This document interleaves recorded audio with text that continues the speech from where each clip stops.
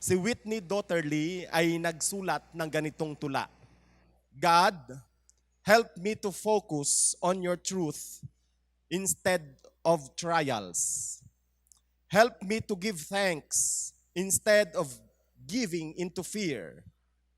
Help me to choose joy instead of anger. Help me to trust in your power instead of my plans. Help me to elevate your name instead of my own. As I read this poem na isinulat po ni Whitney Dotterly, nasabi kong tamang-tama ito sa ating kapanahunan.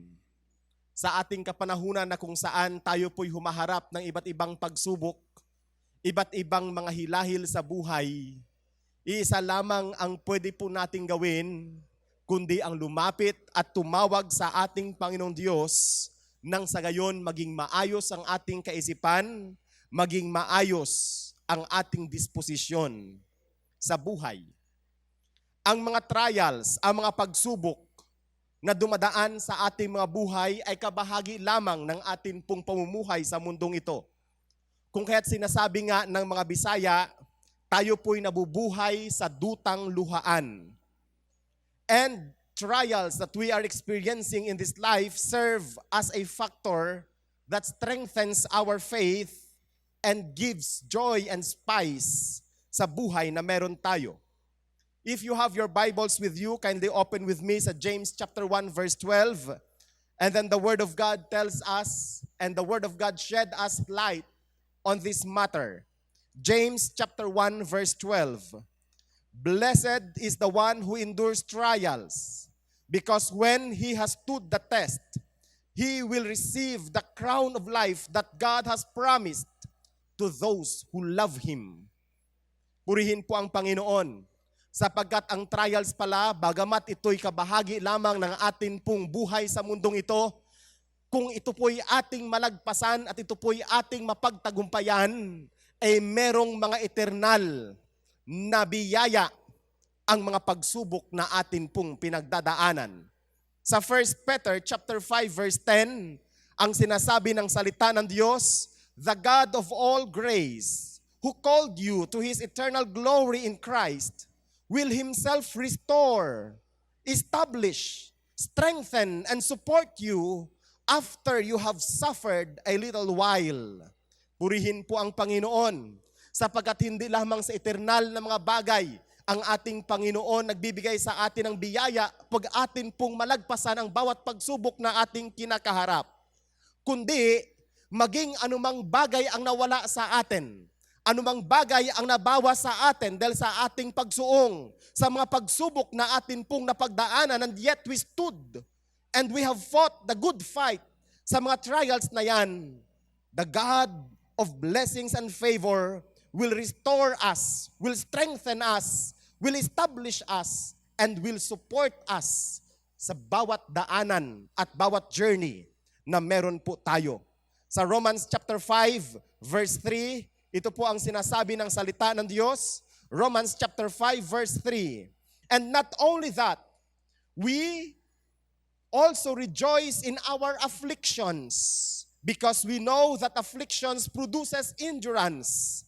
Endurance produces proven character, and proven character produces hope. This hope will not disappoint us, because God's love has been poured out on our hearts through the Holy Spirit who was given to us. Hindi lamang pala eternal ang implikasyon ng mga pagsubok na atin pong napagdadaanan. Hindi lamang pala patungkol sa mga pisikal na mga bagay ang maaring implikasyon ng mga pagsubok na ating pinagdadaanan, kundi maging ang ating mga sarili ay lalo po tayong nagiging mas mabuting tao, mas mabuting nilalang habang ating napagtatagumpayan ang mga pagsubok na atin pong kinakaharap. Mga kaibigan, mga kapatid sa ating Panginoon, sa oras na ito atin pong pag-uusapan si Job at ang Diyos sa gitna ng pagsubok. At nawa sa atin pong pagbubulay ng salita ng ating Panginoon sa umagang ito, masumpungan natin ang ating mga sarili sa kalagayan ni Job, na bagamat siya po'y dumaan ng hindi lamang po basta-bastang pagsubok, kanya pong napagtagumpayan ito sapagkat hindi niya iwinaksi at hindi niya iwinalay ang kanyang mga mata sa atin pong Panginoong Diyos. Si Job, atin pong tingnan ang unang bahagi ng ating pag-aaral, ang kanyang pakikitungo sa ating Panginoong Diyos habang siya po'y humaharap sa pagsubok. Paano po o ano po ang ginawa ni Job? Ano po ang kanya pong pakikitungo sa ating Panginoon habang kanya pong nararanasan ang mga pagsubok sa buhay niya? Tingnan po natin ang buhay ni Job. Si Job ay isa pong mayaman na lalaki na nakatira sa lugar na ang pangalan ay Uz. Meron siyang malaking pamilya at napakarami ang kanyang mga alagang hayop, maging ang kanyang mga bataan. Ang sinasabi sa Job chapter 1 verse 1, Job is a man who is blameless and upright, and he is always careful to avoid doing evil. So hindi lamang po successful na family man si Job, hindi lamang po successful na businessman si Job, siya din po ay isa pong masasabi po nating nabubuhay par excellence sa spiritual na mga bagay. In fact, ang sinasabi po sa Job chapter 1 that every time na ang kanyang mga anak ay mag-celebrate at may kapiestahan, ang ginagawa niya, iniipon niya ang kanyang mga anak pagkatapos ng kanilang selebrasyon at siya po ay nag-aalay para sa kanilang mga anak. Sapagkat maari naisip ni Job na may nagawang kasalanan ang kanyang mga anak habang sila ay nagse-celebrate ng birthday o ng mga mahalagang pangyayari sa buhay ng kanya pong mga mahal sa buhay. So he is blameless and he is upright and he is always careful to avoid doing evil. And yet, as we read the scriptures, si Job ay nakaranas ng hindi lamang po isang pagsubok, hindi lamang po dalawang pagsubok, kundi halos na meron siya ay nawala sa kanya. Minsan may mga tao po nagsasabing, Pastor, ano bang nagawa kong kasalanan? At bakit kailangan akong parusahan ng Diyos sa ganitong kalagayan? May mga pagkakataon kasi na mga pagsubok na ating pinagdadaanan, iniisip natin parusa ng Panginoong Diyos. Ganun, no? Iniisip natin parusa ng ating Panginoong Diyos. Pero kanina sa mga bersikulo na aking binasa, never na tinitingnan ng Biblia na ang pagsubok ay parusa ng ating Panginoong Diyos. Kundi ang pagsubok ay pintuan ng mga pagpapala na nais pong ibuhos ng Diyos para sa ating mga buhay. Amen. Minsan we have this negative point of view sa mga pagsubok. Kahit nga sa classroom, negatibo din ang tingin ng mga estudyante sa mga tests. Iniisip nila, nandyan na naman si Sir, pahirapan na naman kami. Gusto na naman ni Sir na kami ibagsak. Pero hindi ba natin alam na kung ating maipasa ang mga test na ibinibigay sa atin, hindi pagkabagsak ang ibibigay nito sa atin. Kundi tayo ay gagraduate with flying colors. At tuwang-tuwa din ang mga magulang natin. Eh kung hindi magbigay ng test si teacher, ano kayang grade ang ibibigay sa atin? At paano kayo makakaakyat sa intablado ang ating mga magulang para tumanggap ng mga tag-uri na yan sa atin? Di ba? Kaya minsan negatibo ang tingin natin sa mga pagsubok, ngunit ang Biblia, never niyang itinuturo na mga pagsubok ay negatibo o isang paraan ito ng pagpaparusa ng Panginoong Diyos, kundi ito'y kaparaanan ng ating Panginoon upang ating maranasan ang nais na iparanas ng Diyos sa buhay po natin. In a period of one day, Job received a devastating news. Actually, hindi lang a news ang natanggap niya, kundi series ng mga balita. Una, narinig niya na lahat ng kanyang mga hayop, libo-libo na kanyang mga alaga, ninakaw, binihag, pinatay ng mga tulisan. Maging ang kanyang mga bataan, ang kanyang mga alipin, lahat sila ay nagsiparam dahil sa kagagawan ng mga invaders, ng mga tulisan. And before the day ends, he received another news na habang ang kanyang 10 mga anak ay nagse-celebrate ng kaarawan ng kanilang kapatid, Umihip ang malakas na hangin. Bumagsak ang tahanan na kailang kinaroroonan. At lahat sila ay pumanaw. What a devastating na balita ang narinig ni Job. Ngunit kung atin pong tingnan sa salita ng ating Panginoon Diyos, sa Job chapter 1, makikita po natin kung ano ang naging reaksyon ni Job. Sa gitna ng ganitong mga balita, he still blessed God in his prayers.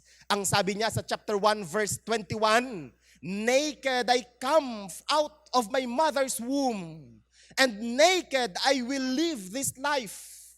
The Lord gives, and the Lord taketh away. Blessed be the name of the Lord. Purihin po ang Panginoon.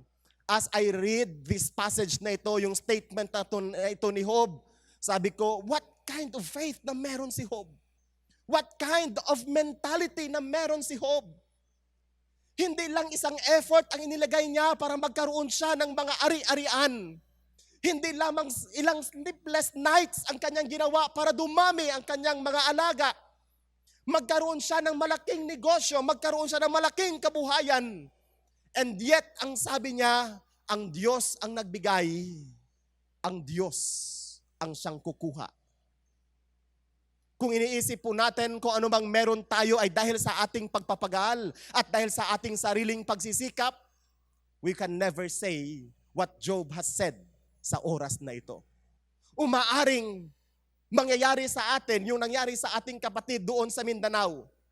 Matapos na siya po ay nagtanim ng mga niyog at nakita niya hitik na hitik ang bunga ng kanyang mga niyog.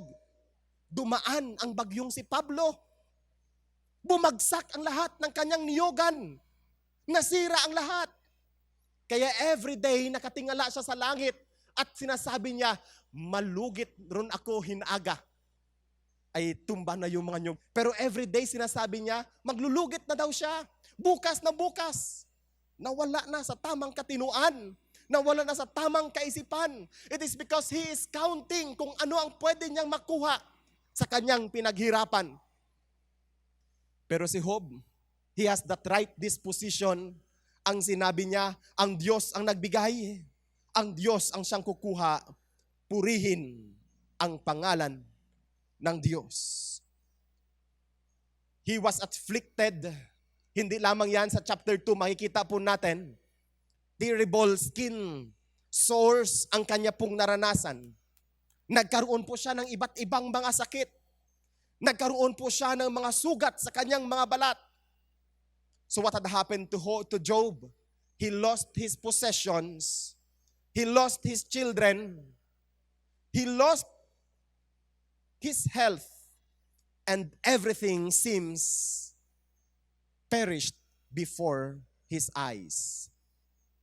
And one day, his wife came to him and told him, are you still holding on to your integrity? Curse God and die. Yan sabi ng kanyang asawa.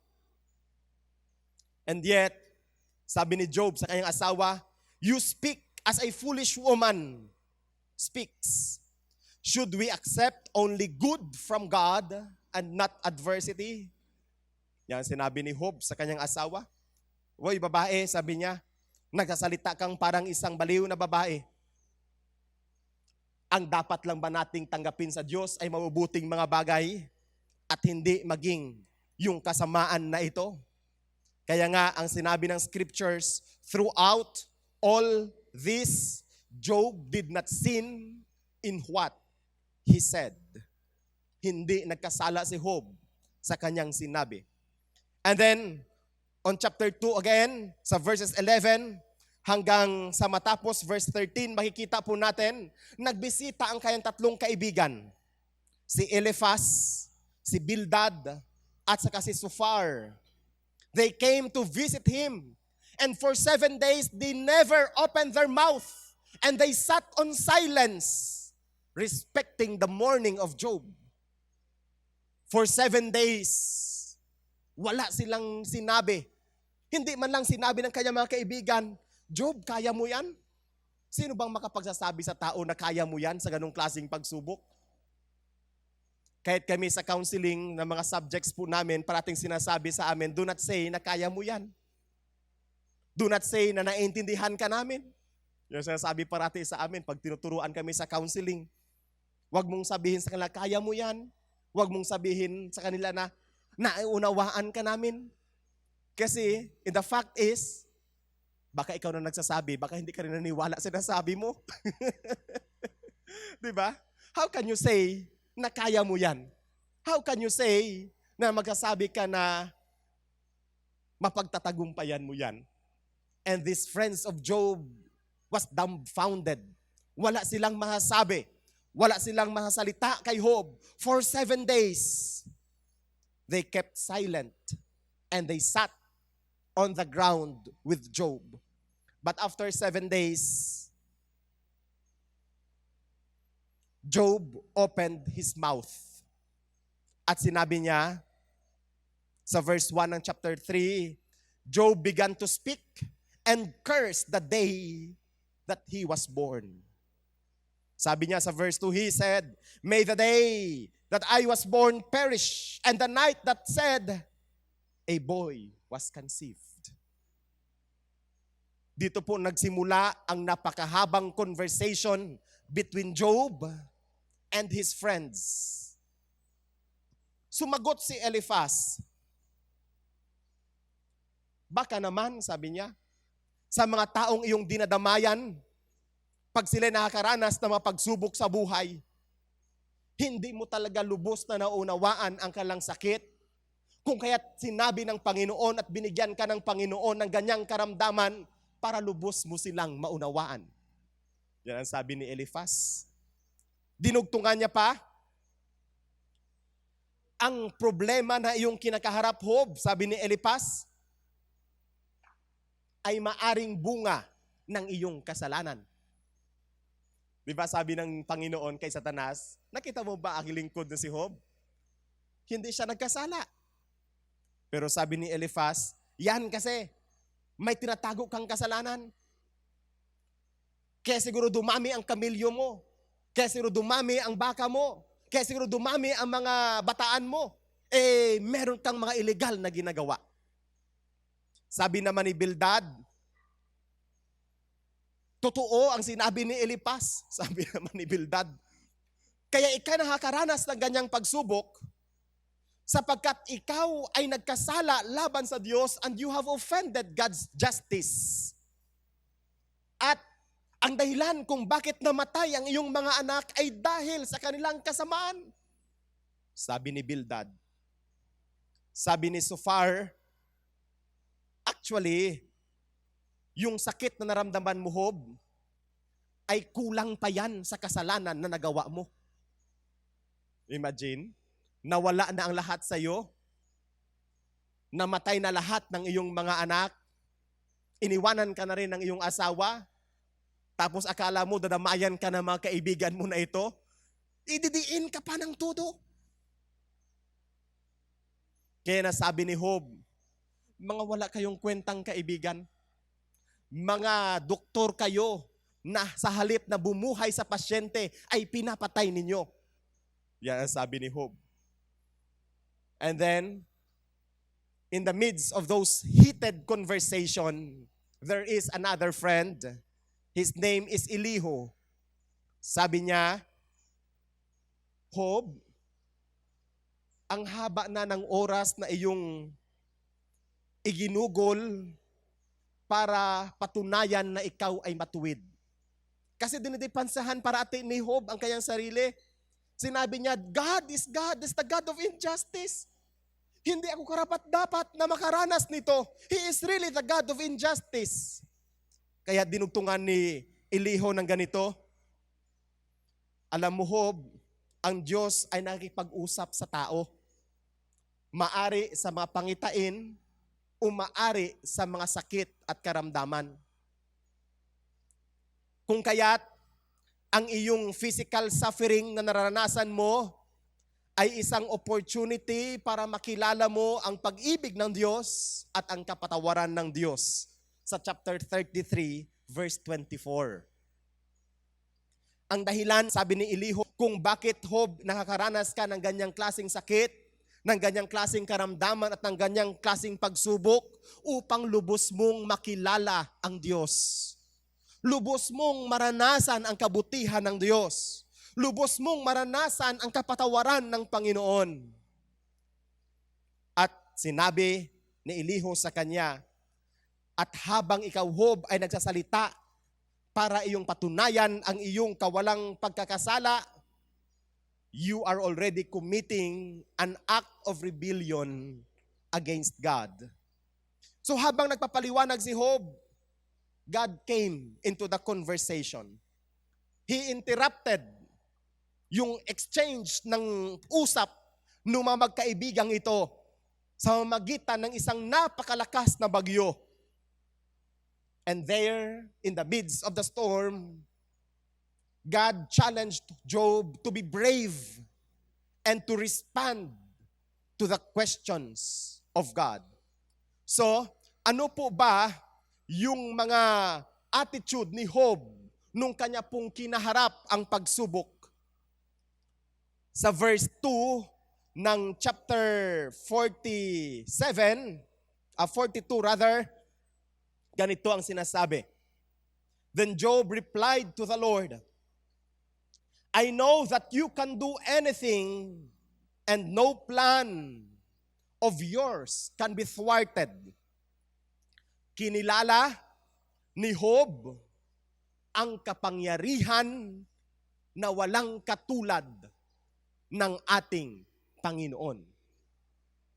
Sa gitna ng pagsubok na kanyang kinaharap, sa gitna ng kahirapan na kanya pong dinanas, ang una niyang ginawa matapos niyang marinig ang tinig ng Diyos at matapos na mangusap ang Diyos sa kanya, kinilala niya na walang katulad ang kapangyarihan ng Diyos. Sa Proverbs chapter 3 verse 6, ang sabi ng salita ng ating Panginoon, in all your ways, acknowledge Him, and He will make your path straight. Acknowledge, pagkilala, ay nanggaling po yan sa, umasabi po natin galing sa Hebreo na salita na yada, na gustong sabihin is to know or to recognize the rights, the authority, the status. Yan pala ang gustong sabihin ng acknowledge. Kinikilala mo, nire-recognize mo ang kanyang kapangyarihan, ang kanyang karapatan, at ang kanyang katayuan sa buhay mo. So ang ginawa ni Job, kinilala niya kung sino ang Diyos. At nasabi niya na ang Diyos ay may kapangyarihang walang katulad. Walang anumang plano ang Diyos na maaring mabali o mabaluktot o mapigilan ng sino man. At ang sinasabi sa Jeremias ng plano ng Diyos ay hindi para sa ating ikakasama, hindi para sa ating ikakasira, hindi para sa ating ikamamatay. Ang plano ng Diyos ay para sa ating kabutihan. Pwede bang pakisabi sa iyong sarili, may magandang plano ang Diyos sa buhay ko? Mayroong magandang plano ang Diyos sa buhay natin? Lamang alamin po natin ang plano ng Diyos na yan sa buhay natin. Hindi natin malalaman ang plano ng Diyos sa buhay natin kung araw-araw tayo nandoon tayo sa bingguhan. Hindi natin malalaman ang magandang plano ng Diyos sa buhay natin kung umaga pa lang ay nandoon na tayo sa tsismisan. Hindi natin malalaman ang plano ng Diyos kung buong araw ay atin pong sinispend sa mga inuman at kung saan-saan. Paano tayo malaman ang kalooban ng Diyos? Paano tayo malalaman ang plano ng Diyos? Saliksikin natin ang kanyang mga salita. And let's continue to spend in prayer sapagkat nandoon na ipapahayag ng Diyos kung ano ang nais niyang ipagawa sa atin. So how we should acknowledge God? We acknowledge the existence of God. Sa Hebrews chapter 11 verse 6. If you want to draw nigh to God, you must first acknowledge that there is God. Yan ang sinasabi sa Hebreo, kabanatang 11, talatang 6. Acknowledge God's existence. And if God exists, nakikita niya ang ating kalagayan. Nakikita niya ang ating sitwasyon. nakikita niya ang ating mga paghihirap, ang bawat pagsubok na ating kinakaharap. If God exists, then that God must care for me. Meron siyang pagkalinga sa akin. Mayroon siyang pakialam sa akin. So we not only acknowledge the existence of God, but we also acknowledge the glory of God in our lives. Sa 1 Corinthians chapter 10, verse 31, napakagandang kinikilala po natin na sa buhay po natin ay maluwalhati ang ating Panginoon. Kaya yung mga sinaunang mga Kristiyano, at pwede pa rin naman nating kantahin ito kahit tayo po'y makabagong Kristiyano na, in my life, Lord, be glorified today. Huwag nating sabihin, Lord, in my life, be glorified tomorrow, o next week, o next month. Sabihin natin sa Panginoon, o Diyos, maluwalhati ka sa buhay ko ngayon at ngayon mismo. Huwag na nating hintayin ang bukas. Huwag po nating hintayin na tayo po'y makaranas pa ng karanasan ni Job bago tayo magsabi, Lord, be glorified in my life. Ngayon mismo, hayaan po natin na maluwalhati ang Diyos sa mga buhay po natin. Acknowledge His existence, acknowledge His glory in our lives. And then of course, we need also to acknowledge our death and the life of Christ in us. Sa Galatians chapter 2 verse 20, maging sa Romans chapter 8 verse 6. Ano ba ang gusto kong sabihin? Dapat ba nating pakaasamin ang araw ng ating kamatayan? Ang sinabi ni Pablo, araw-araw tayo ay namamatay. Huwag na nating hukayin yung ating nilibing na sinaunang kaugalian. Huwag na nating balikan pa ang ating uri ng pamumuhay bago natin makilala si Kristo. Kaya nga, nung natagpuan ng ating Panginoon yung babaeng nagkasala at lahat ng tao ay nagpo-point sa kanya, ikaw ay makasalanan, ikaw ay adulterer, ikaw ay masama, ikaw ay salot sa lipunan na babae ka, dapat kang mamatay. Anong sinabi ng mga tao kay Jesus Christ? Ano ang gagawin namin sa kanya? Nasumpungan namin siya at napatunayan namin siyang nagkasala. Ano ang ginawa ni Jesus Christ? Nagsulat siya sa lupa. With His finger, nagsulat si Jesus. Marunong pala magsulat si Jesus, ano? So hindi natin alam kung anong sinulat ni Jesus. Marami dyan nagsasabi na nagsulat si Jesus Christ ng 10 Commandments. Mayroong nagsabi dyan na nagsulat si Jesus Christ ng love your neighbor as yourself. Basta ang sinabi ng scriptures, nagsulat siya sa lupa. At sinabi niya sa mga tao, kung sino ang walang kasalanan, siya ang unang bumato sa kanya. And then nag-continue sa pagsusulat si Jesus sa lupa. And then when He lift up His eyes, sinabi niya sa babae, nasaan na sila? Anong sabi ng babae? Umalis po sila, walang nagbato sa akin. Pero ang sabi ni Jesus, kaya nga ikaw din, bumangon ka dyan, humayo ka, at hindi sinabi ni Jesus Christ na bumalik ka sa dati mong buhay. Anong sinabi ni Jesus Christ? Humayo ka, bumangon ka, and sin no more. Kaya tayong mga Kristiyanong nakatagpo ng biyaya ng ating Panginoon Diyos, hindi tama at hindi dararapat sa atin na tayo po'y nabubuhay sa kasalanan. Amen. Ang tama at ang nararapat sa atin, nabubuhay tayo sa katwiran ng ating Panginoon. Kaya ang ating makasalanang buhay, ang ating makasalanang pagkatao, ay atin pong ilibing at ilibing talaga ng todo. At mabuhay tayo sa buhay na meron si Jesus para sa atin. So, kinilala niya na walang katulad ang kapangyarihan ng Diyos sa verse 2. Sa verses 3 hanggang 6, kinilala ni Job ang kanyang kakulangan ng kanyang kaalaman. Kinilala niya ang kakulangan ng kanyang kaalaman. Sa verse 3, makikita po natin, he doubts the wisdom of God. Sa verse 5, sa verse 3 again, sinabi niya, he lacks understanding on various situations. Kaya nga, pag tayo po'y nakaharap ng mga pagsubok sa buhay, minsan nakapagsasalita po tayo ng hindi tama at hindi nararapat.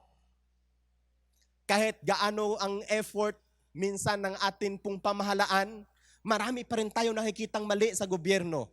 Bagamat hindi naman perpekto ang gobyerno natin. Sa halip na na pasalamatan natin, thank you sapagkat nakatulong man sila sa atin kahit papaano, madami tayong reklamo. So, sa verse 5, kinilala ni Job ang kanyang kakulangan ng kanyang kaalaman patungkol sa Diyos. Kaya nga, ang sabi po sa Isaiah chapter 55 verses 8 to 9 ay ganito. Tingnan po natin. Isaiah chapter 55 verses 8 hanggang 9. For my thoughts are not your thoughts, and your ways are not my ways. This is the Lord's declaration. For as heavens is higher than earth, so my ways are higher than your ways, and my thoughts are higher than your thoughts. Mga kapatid, mga kaibigan, the response of Job, nung kanya pong napagdaanan ng pagsubok na kanyang kinaharap, is a response of faith. He started with a response of faith, but in the process sa kanya pong pinagdadaanan, nagkaroon po siya ng pag-agam-agam sa ating Panginoon at nagkaroon po siya ng hinanakit sa ating Panginoon Diyos. But when God revealed to him through that storm, he brought back himself at the feet of God at ang sinabi ng salita ng Diyos, God forgave him. Pinatawad si Job ng ating Panginoon. So, sa ikalawang bahagi ng pag-aaral na ito, hindi lamang natin makikita si Job, kundi makikita po natin ang ating Panginoon Diyos. Ang pabor, ang biyaya ng ating Panginoon na kanyang ibinigay kay Job bago, habang, at matapos na humarap si Job sa pagsubok. In chapters 1 and 2, makikita po natin kung ano po ang biyaya ng Diyos na kanyang ibinigay kay Job bago ang pagsubok. Sa verse 10 ng chapter 1, mababasa po natin that God richly blessed him with all the material possessions. In verses 8 at maging sa chapter 2, verse 3, ang ating Panginoon spoke well for Job. Napaganda yung sinabi ng Panginoon kay Job. Nakikita mo ba si Job? Matuwid si Job. Tagapaglingkod ko si Job. Servant ko si Job. He spoke well for Job. He commended Job for his righteousness. In chapter 2, verse 6, makikita po natin, God even protected and preserved the life of Job. So before the trials na naranasan ni Job, God has bestowed Job with various favors and blessings. During the trials na kanya pong nararanasan, makikita po natin chapters 38 at hanggang sa chapter 41 that God lovingly taught Job about his goodness, about his greatness. He asked Job with rhetorical questions. Alam mo ba? Nakikita ka mo ba? Nandoon ka ba?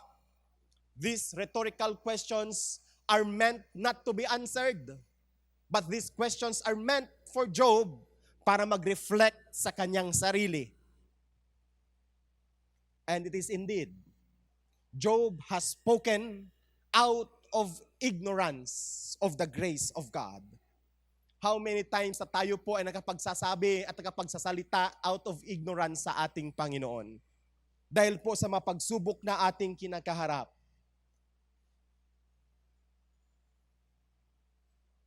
And through this conversation of God with Job, he demonstrated the power and then the grace of God through describing the acts of God in His creation. In chapter 42, verses 10 to 17, makikita po natin ang favor ng Diyos sa buhay ni Job matapos ang pagsubok. In verses 10, hanggang 12, makikita po natin that God restored the livelihood of Job, and not only restored it, but God doubled it. Hindi lamang binalik ng Panginoon kay Job yung nawala sa kanya, kundi dinoble pa ng Panginoong Diyos ang kanyang ibinigay kay Job. Mga kapatid, sabi kanina sa atin pong binasa sa mga bersikulo ng James, kay Pedro at saka sa mga taga-Roma, let us endure the trials that we are experiencing, because behind those trials, blessings and favor await sa ating lahat. And that is demonstrated by God sa buhay ni Job. He restored the livelihood of Job, and not only restored it, but doubled it. Ang sinabi pa ng salita ng Panginoon Diyos, kahit si Job ay nakaranas na ng iba't ibang pagsubok, nagkaroon pa rin siya ng mga anak. Napangalanan pa ang kanyang mga anak na mga babae. And one thing is good sa example ni Job. Sa panahon na kung saan ang mga babae ay tinitingnan bilang gamit lamang. Sa panahon na tinitingnan ang mga babae bilang mga pag-aari lamang. Si Job, itinuring niya ang kanyang mga anak na mga babae na kanyang mga anak. At sila din ay pinamanahan ni Job, kagaya ng pagbibigay niya ng pamana sa kanyang mga anak na lalaki.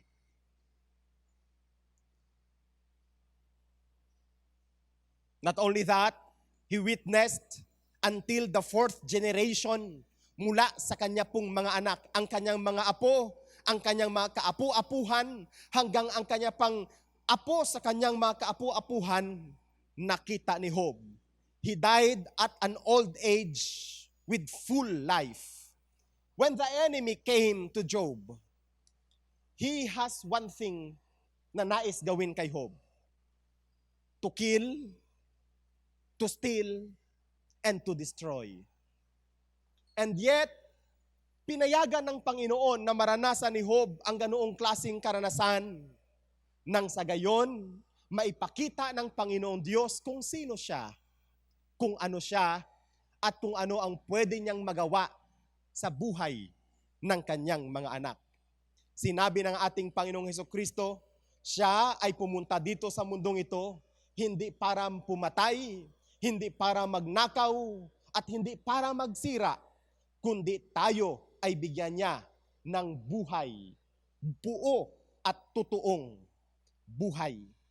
Sinabi natin kanina, trials are part of our human existence, and they serve to strengthen us and to make us better persons, so that we can share with others and we can bear the cross that Christ has given us. Pagpalain tayo ng ating Panginoon.